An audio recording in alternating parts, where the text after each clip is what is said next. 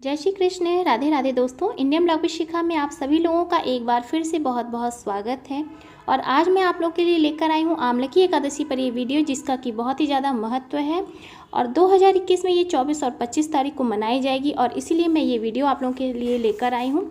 आज मैं आप लोगों के साथ शेयर करूँगी कि इसका जो आमले की एकादशी का महत्व क्या है और इसका शुभ मुहूर्त क्या है, इसकी पूजा विधि क्या है और इसके पालन करने का नियम क्या है। इस व्रत का बहुत ही ज़्यादा महत्व होता है और आज मैं आप लोगों के साथ यही शेयर करूँगी। तो चलिए वीडियो शुरू करते हैं। वीडियो पसंद आए तो प्लीज़ वीडियो को लाइक कीजिएगा, ज़्यादा से ज़्यादा शेयर कीजिएगा। मेरे चैनल पर नए हैं तो मेरे चैनल को भी सब्सक्राइब कीजिएगा। दोस्तों, फाल्गुन मास के शुक्ल पक्ष की एकादशी को आमलकी एकादशी भी कहते हैं। इसे रंगभरी एकादशी भी बहुत से लोग कहते हैं। एक रंगभरी एकादशी और ग्यारस के नाम से भी इसे जाना जाता है। आंवला एकादशी के दिन आंवले की पूजा का विधान होता है। आज के दिन आंवले का दान भी किया जाता है। यह दान जो है बहुत ही उत्तम होता है। आंवले एकादशी के दिन श्री हरि विष्णु जी की पूजा होती है और इसी के साथ जो है भगवान शिव की भी पूजा आज के दिन की जाती है। ऐसी मान्यता है कि वाराणसी में, काशी में भगवान शिव जो है पहली बार माता पार्वती को लेकर विवाह के बाद आए थे और इस दिन जो है शिव भक्त जो होते हैं बहुत ही धूमधाम से रंगभरी एकादशी के रूप में मनाते हैं। और इस दिन से जो है 6 दिन वहाँ पर बहुत ही धूमधाम से रंगों का त्यौहार मनाया जाता है। तो रंगभरी एकादशी और जो है आमलकी एकादशी का बहुत ही महत्व होता है। इस दिन श्री हरि विष्णु जी की भी पूजा होती है और भगवान शिव जी की भी पूजा बहुत ही विधि विधान के साथ की जाती है। श्री हरि विष्णु जी की पूजा होती है और इसके साथ आंवले के वृक्ष या पौधे की भी पूजा की जाती है। दोस्तों, आंवले एकादशी का व्रत का महत्व बहुत ही महत्व होता है। आंवले एकादशी के व्रत में या पूजा करने से सभी पापों से मुक्ति मिलती है और मोक्ष की प्राप्ति भी होती है। यदि आप श्री हरि विष्णु जी की पूजा करते हैं या लड्डू गोपाल की पूजा करते हैं या राधे कृष्ण की पूजा करते हैं तो आपको आंवले का एकादशी का पूजा अवश्य करना चाहिए, इसका व्रत करना चाहिए। आंवला एकादशी का व्रत किया जाता है।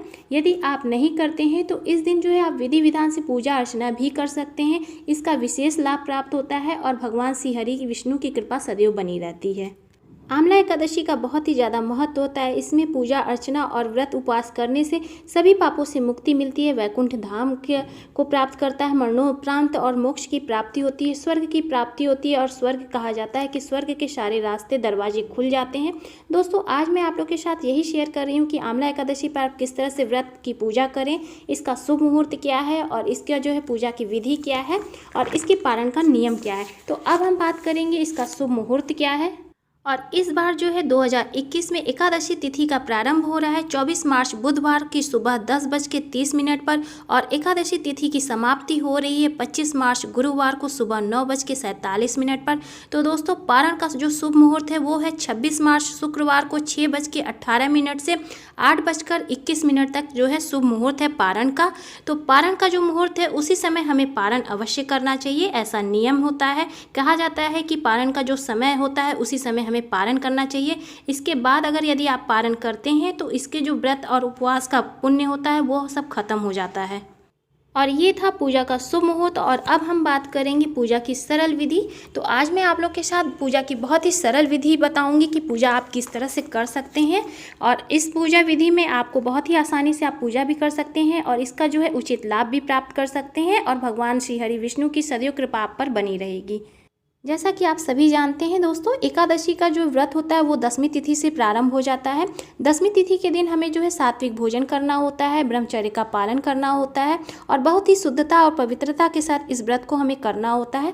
एकादशी के दिन आप जो है प्रातःकाल उठें, अपने जो है स्नान आदि से निवृत्त होकर अपने पूजा घर में जाएं और सबसे पहले जो है सूर्य भगवान को जल दें और माँ तुलसी को प्रणाम करें। इसके बाद जो है एकादशी के दिन जो है तुलसी जी में जल नहीं चढ़ाया जाता है, तो आप उन्हें दूर से ही प्रणाम कर सकते हैं। इसके बाद आप अपने मंदिर में आए, मंदिर को स्वच्छ करें और सर्वप्रथम जो है संकल्प लें कि आप जो है एकादशी का व्रत कर रहे हैं। किसी भी व्रत को करने से पहले जो है संकल्प लेना आवश्यक होता है। संकल्प लेने के पश्चात आप जिस जगह भी पूजा करें उस जगह को अच्छे से स्वच्छ कर लें, साफ कर लें और वहाँ पर जो है अच्छी सी रंगोली बनाएं और या तो आप चौक भी पूर सकते हैं। और इसके बाद वहाँ पर आप आंवले का वृक्ष अवश्य रखें। अगर आपके पास आंवले का पौधा नहीं हो तो आप उस दिन जो है बाजार से एक छोटा सा पौधा भी ला सकते हैं। बहुत ही शुभ होता है आंवले की पूजा करना। तो आंवले का आप जो है वहाँ पर पौधा लगाएं। इसके बाद वहाँ पर एक चौकी बिछाएं। चौकी पर आप गंगा जल से पोंछने के बाद उस पर जो है पीला वस्त्र बिछाएं। कलश की स्थापना करें, गणेश जी की भी स्थापना करें और साथ में आंवले का जो पौधा है उसी स्थान पर रखें। पूजा करने के बाद कलश की स्थापना करें, दीप जलाएं। इसके बाद यदि आपके पास विष्णु जी का विग्रह है, माँ लक्ष्मी का विग्रह है, तो उन्हें जो है पंचामृत से स्नान कराएं। यदि नहीं है तो आप वहाँ पर फोटो भी रख सकते हैं। साथ में लड्डू गोपाल को भी रख सकते हैं, उन्हें भी पंचामृत से स्नान कराएं। आप शालिग्राम भी रख सकते हैं, उनकी भी पूजा करें और उन्हें जो है पंचामृत से स्नान आदि कराने के बाद जनेऊ अर्पित करें, वस्त्र चढ़ाएं, फूल अक्षत चढ़ाएं। साथ में जो है आंवले के वृक्ष को भी आप जो है दूध और पंचामृत से सींचें, जल से सींचें और उन्हें भी फूल अक्षत चढ़ाएं, जनेऊ चढ़ाएं, वस्त्र चढ़ाएं। जिस तरह से आप श्री हरि विष्णु जी की पूजा करें उसी तरह से आप आंवले के जो है पौधे की भी पूजा करें। इस दिन आप अक्षत में तिल का, सफ़ेद तिल का प्रयोग करें, चावल नहीं प्रयोग किया जाता है। एकादशी के दिन चावल निषेध होता है, चावल का हम अक्षत नहीं चढ़ाएंगे। इस दिन सफ़ेद तिल आप जो है अक्षत की जगह चढ़ा सकते हैं। पीले पुष्प चढ़ाएं श्री हरि विष्णु जी को। इस दिन पीले वस्त्र या पीली जो है पुष्प, पीली मिठाइयाँ को जो है अर्पित करें। सर्वप्रथम गणेश जी की पूजा करें, इसके बाद जो है कलश की पूजा करें, दीप प्रज्वलित करें, श्री हरि विष्णु जी की पूजा करें, माँ लक्ष्मी की पूजा करें और साथ में जो है आंवले के जो है वृक्ष हो या पौधा हो उसकी भी पूजा करें। ऐसा विधान है, कहा जाता है कि आंवले की जो वृक्ष की पूजा होती है बहुत ही महत्व होता है। पूजा करने के पश्चात आप इस दिन जो है एकादशी की कथा पढ़ें या सुने। विष्णु सहस्त्र नाम का भी पाठ कर सकते हैं, विष्णु महात्म्य में भी सुन सकते हैं, पढ़ सकते हैं। इसका बहुत ही ज़्यादा महत्व होता है। 11-21 माला भी कर सकते हैं। ओम नमो भगवते वासुदेव का मंत्र का जाप भी करें। ऐसा मान्यता है कि रात्रि की जागरण भी की जाती है, परंतु आप 12 बजे तक जागरण कर सकते हैं और इसके बाद जो है आरती भी करें, पूरे घर में आरती दिखाएं।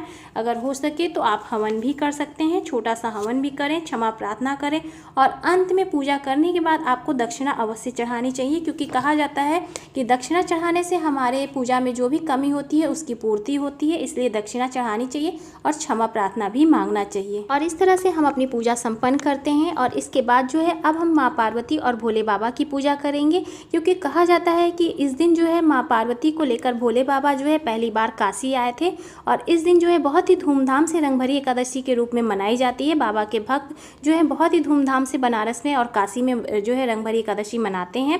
तो हमें जो है आज के दिन शिव और पार्वती की भी पूजा करनी चाहिए, मंदिर जाना चाहिए, वहाँ पर जाके पूजा अर्चना करनी चाहिए। हो सके तो अपने घर के मंदिर में शिव और पार्वती की पूजा बहुत ही धूमधाम से करें और इनके चरणों में जो है अबीर और गुलाल अर्पित करें। आज के दिन से सभी भगवानों पर आप जो है चरणों पर गुलाल और अबीर अर्पित कर सकते हैं। इस तरह से हम भोलेनाथ और माँ पार्वती की भी पूजा करेंगे। रंगभरी एकादशी का बहुत ही ज़्यादा महत्व होता है, आमला का एकादशी का भी बहुत ही ज़्यादा महत्व होता है और आज के ही दिन जो है श्री हरि विष्णु जी और भगवान भोलेनाथ की पूजा एक साथ की जाती है, जिसका कि बहुत ज़्यादा महत्व होता है। इस तरह से हम अपनी पूजा को बहुत ही सरलता के साथ अपनी पूजा को संपन्न कर सकते हैं दोस्तों। तो ये था जो है पूजा का विधि जो कि मैंने आप लोग के साथ शेयर किया और अब मैं आप लोग के साथ शेयर करूंगी कि पारण का नियम क्या है, पारण हमें किस तरह से करना चाहिए। पारण के लिए दोस्तों हमें सुबह जल्दी उठ जाना चाहिए। उठकर साफ सफाई के बाद स्नान आदि करने के पश्चात सूर्य भगवान को जल दें, माँ तुलसी को प्रणाम करें, पूजा करें। इसके बाद जो है विधिवत रूप से पूजा करने के बाद इसके बाद हमें अन्न का दान अवश्य करना चाहिए, अन्न निकालना चाहिए। यदि आप हो सके तो ब्राह्मणों को भोजन कराएं, बहुत ही शुभ होता है। यदि संभव ना हो तो आप कम से कम 1 या 2 पंडित के लिए ही भोजन की सामग्री दान करें। दाल, चावल, आटा, हल्दी, नमक, फल आदि। आंवले का दान अवश्य करें, क्योंकि कहा जाता है आंवले का दान बहुत ही महत्व होता है। आंवले का दान महादान होता है। जो भी दान की वस्तुएं हों उन्हें आप पंडित जी को दान करें। साथ में दक्षिणा अवश्य दान करें, क्योंकि दक्षिणा का दान भी बहुत ही महत्व होता है। शुभ समय पर आप पारण करें। इसके बाद जो है आप आंवले का एकादशी व्रत का पूजा पाठ बहुत ही सरल विधि के द्वारा कर सकते हैं। इस प्रकार से आप जो है आंवला एकादशी का व्रत पूजा पाठ बहुत ही सरल विधि के द्वारा कर सकते हैं और शुभ फल की प्राप्ति भी कर सकते हैं, सभी पापों से मुक्ति पा सकते हैं। तो दोस्तों उम्मीद करती हूँ कि आपको मेरी पूजा की विधि पसंद आई हो, तो प्लीज़ वीडियो को लाइक कीजिए, ज़्यादा से ज़्यादा शेयर कीजिए। चैनल पर नए हैं तो मेरे चैनल को भी सब्सक्राइब कीजिए। मिलती हूँ एक नए से और भी अच्छे से वीडियो के साथ। तब तक के लिए जय श्री कृष्ण, राधे राधे।